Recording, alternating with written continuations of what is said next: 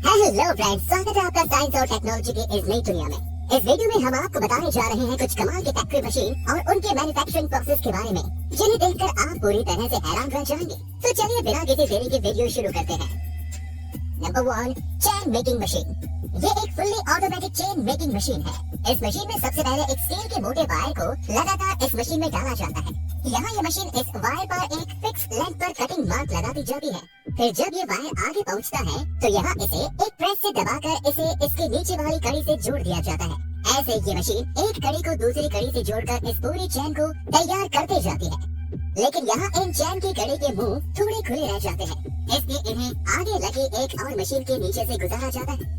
यहाँ इनकी कड़ी के मुंह को दबाकर पूरी तरह से बंद कर दिया जाता है, जिसके बाद ये चैन पूरी तरह से बनकर तैयार